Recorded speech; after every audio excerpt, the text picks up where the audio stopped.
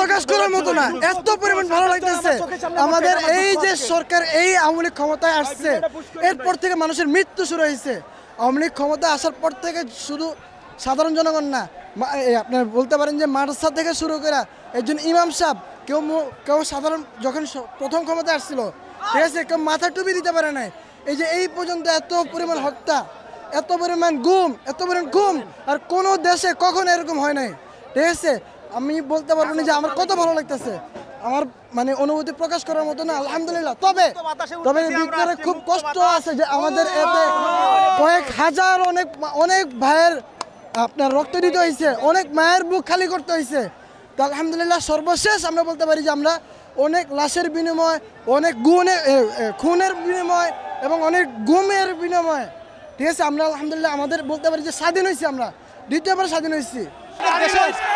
আমাদের আমাদের ভাইদের রক্ত আজকে নিশ্চিত, ইনশাআল্লাহ আমরা জয় হব, আমরা জয়।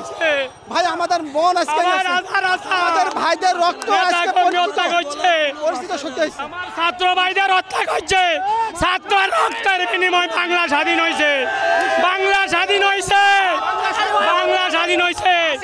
গতকাল জিজ্ঞা তোলাছে, অস্ত্র চালাচ্ছে আওয়ামী লীগের গুন্ডারা, আওয়ামী লীগের গুন্ডাদের বিচার হবে এই বাংলার মাটিতে, বাংলা স্বাধীন হবে। আমাদের রক্ত আজকে আমার সোনার বাংলা, আজকের থেকে সোনার বাংলা, সাংবাদিক স্বাধীন, স্বাধীন, সাংবাদিক স্বাধীন, সাংবাদিক স্বাধীন, বাংলাদেশ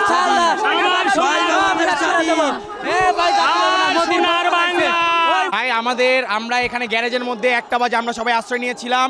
এখান থেকে আমাদের ভাইদেরকে আমরা সবাই একটা গ্যারেজের মধ্যে আশ্রয় নিয়েছি। এখান থেকে আমাদেরকে সবাইকে একসাথে পুলিশ চার্জ করে লাঠি চার্জ করছে।